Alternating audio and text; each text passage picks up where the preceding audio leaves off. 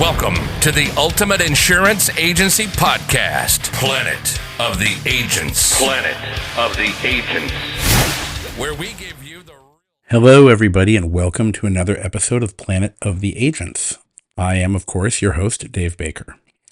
Now, if you would like to reach out to me, as always, you can go to planetoftheagents.com and you can contact me, share your stories, share your questions, let me know what you'd like to hear about on the show. And of course, I appreciate it if you subscribe to the newsletter, because that is where I share quite a few things. You will also notice the all-new agency resources section is going to take you to a new page, which is very, very exciting, where you're going to find all kinds of goodies for property and casualty insurance agents, and now some things for life insurance agents, health insurance agents, those of you who sell travel insurance, quite a few new things. I'm pretty excited about it.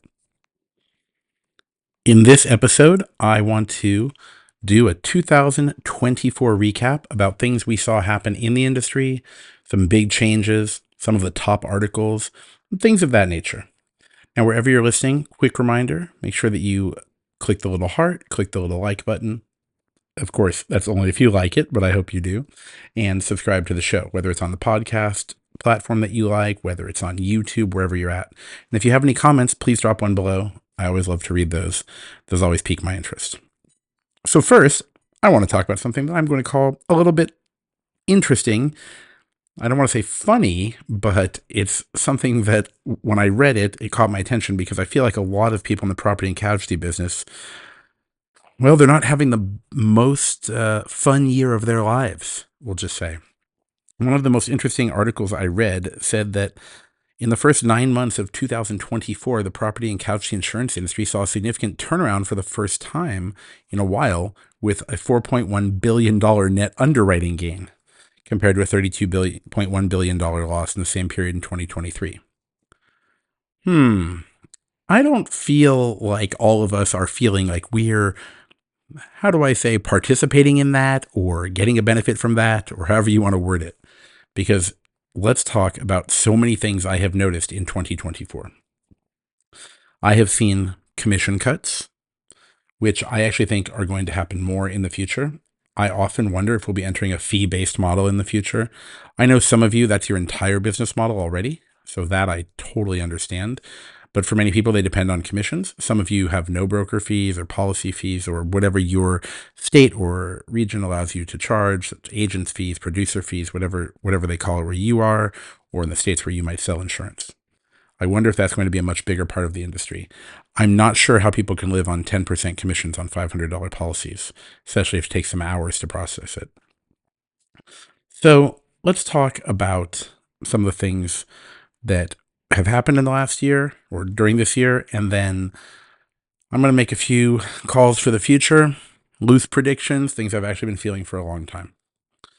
First of all, we've seen the homeowners market just get upended. Now, I know that a large percentage of property and casualty insurance in the United States is sold in California. For those of you who live in other states, whether you're in like Alabama, Tennessee, Oklahoma, wherever you are, Rhode Island, you might not think of California ever, and I understand that. But in the industry, I once read, and don't quote me on this because this is not an exact figure, that, for example, 13% of all auto insurance is sold in California. Perhaps that's in terms of premium, but that's very significant considering we have 50 states plus, we have the territories, you've got, Guam, you've got Puerto Rico, you've got DC, you've got all these regions, and some of those are actually counted in these studies as well. But the California homeowners insurance market has just gone off the rails. Everybody I talk to is just constantly complaining they have nowhere to put business. It's going to surplus lines. Now, if you live in Florida, you work on the Gulf Coast, the Atlantic Seaboard, heavy wind-driven markets, things of that nature. To you, surplus lines, it seems normal, right? It just seems how it is. But I have talked to people who told me, individuals, not just agents. I mean, I talk to agents all the time, but I hear individuals say, oh, my home insurance went from $2,000, then I got dropped, and now I'm paying $12,000, and they just don't even know what to do. And I understand it's a big shock, but it's not just California. We're seeing this all over the place. I'm constantly reading about carriers just turning off things. One thing that's really got my attention is how many carriers have told me they're no longer writing condo insurance, meaning like condominium insurance, HO6 insurance. I'm a little bit shocked about that. I am seeing more on the tech side on the renter's insurance market. I know that some of you sell renter's insurance just as a courtesy, maybe with an auto policy. Some of you actually put a lot of work into it. I'm not sure how sustainable that is. What is the average renter's premium between, say, $125, maybe $250? Say you make a 15% commission. I mean, how much time can you spend on that? Last time I checked, a dozen eggs could be $6. I see a half gallon of milk, $5. Ribeye steak, can't even talk about that. That one, it's upsetting. But the point is that I wonder if in the future we're going to just see more small premium products like renter's insurance primarily be done online, not necessarily with the direct writers or, InsurTech companies will also have a part in there, and then MGAs who have the software and technology and distribution to get that stuff out online. Is that a big blow to the average agent? I don't think so. It's a low premium product. It's kind of like selling just monoline dirt bike insurance with a $75 premium for those people who don't want to buy more coverages, or sometimes those people who want to buy a lot of coverages, but the premium's still very low. Again, I don't know how much time you can spend on that. The auto insurance market, oh my gosh, that is just also a little bit off the rails. My own personal auto insurance has increased significantly. In fact, I was pretty shocked when I looked at my renewals. Yeah, even I was shocked. And I love the insurance industry. I believe in insurance.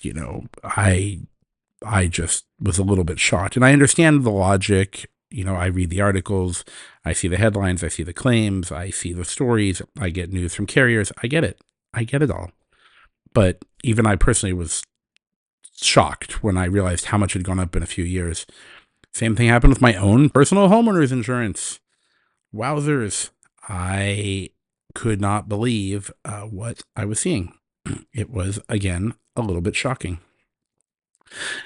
Anyway, the main thing I'm talking about overall, though, is the personal lines market. It is becoming very difficult.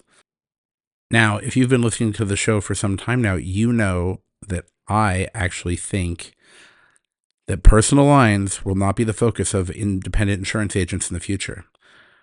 But I always have this one thing I say along with it. The big agencies, the mega agencies, it's different for them. They run like a carrier.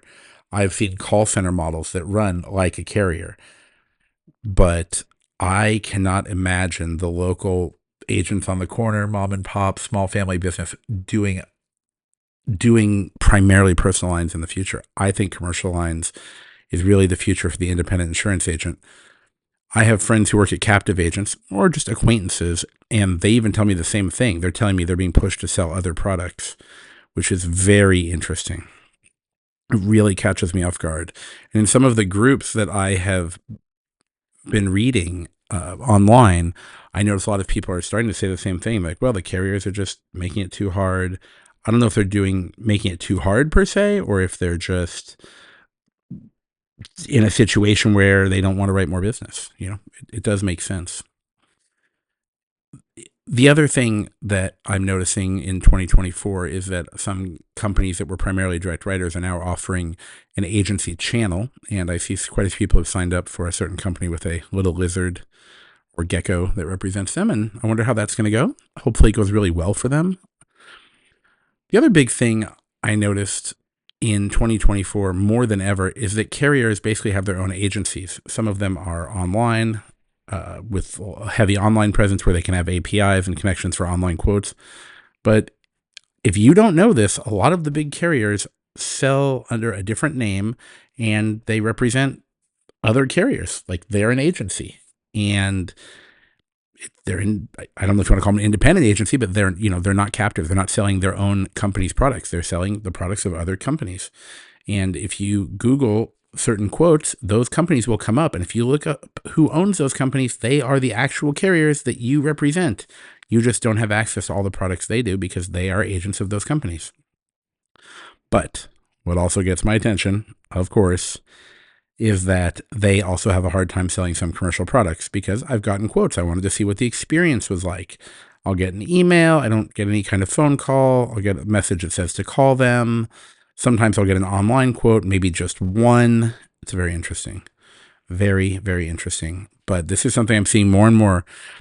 I also am aware that there are carriers that, sell personal lines too, and they have their own agencies. Now, some of them have an office that sells just their own product, meaning XYZ insurance carrier has an auto product, then they have direct sales, but they have it through a different name.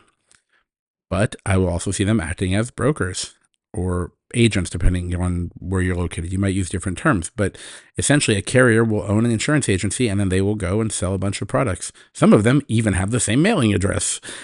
That's what first got my attention. I actually was driving not too long ago and I looked up and I saw a sign on an office building for a certain, we'll just say, agency. And I'm like, oh, that agency is actually owned by a carrier. I don't know how many of you know this, but this is something really going on. So they seem to be acting as generalists because they're selling bot policies and things like that, not surplus lines, not the hard to place stuff. So this goes back to what I'm talking about through a lot of this year, actually, and last year. And what I'm really thinking for 2024 is that commercial insurance is largely the future as the primary product for many types of insurance agencies.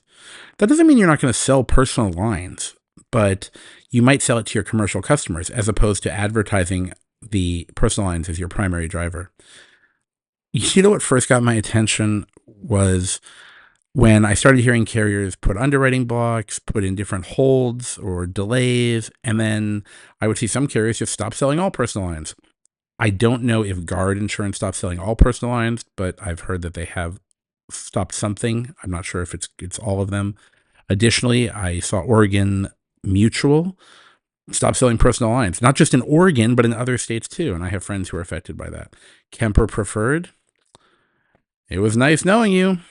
They stopped too. It's quite a shock. And I know some of you have customers that you can't even rewrite, and it's painful. I get it. I totally get it. So my big prediction and what I've been saying is still the same. Just like I said a minute ago, commercial lines, I think that's the future, and I think it's going to be harder to place stuff. Sure, you can write some bot policies. Some of you will be able to write large admitted policies, schedules of property, all that kind of stuff. That's great. Great premiums, hopefully great coverage. That's what we want to do. We want to help people. We like to serve people. I think some of us enjoy the concept of, I guess you could say, serving people. I hear this word service, not customer service, which is serving people in society. So that's my 2024 recap. I have some big plans for 2025. I hope to share them with you. Make sure that you go to planetoftheagents.com to subscribe to my newsletter, because that is where I'll be announcing my course on commercial insurance, taking my over 20 years of experience, sharing with you actual, actionable, meaning usable strategies and techniques to get business, to close business, to find customers, to draw in leads as opposed to paying for them and things of that nature. I am really excited about this, and I cannot wait to do this. All right, everybody, I cannot wait to talk to you in 2025. One thing I really want to know, and please let me know in the comments, do you enjoy watching on YouTube? Do you want me to do live video again, or do you just like the audio? Let me know, everybody. Have a wonderful holiday season. Have a wonderful New Year. Happy New Year, everybody. Take care. This is Dave Baker from Planet of the Agents. Thanks for listening to Planet of the Agents. Be sure to subscribe to the podcast so you don't miss a single episode. And head over to our website at planetoftheagents.com to sign up for our newsletter and get even more information on how to grow your insurance agency.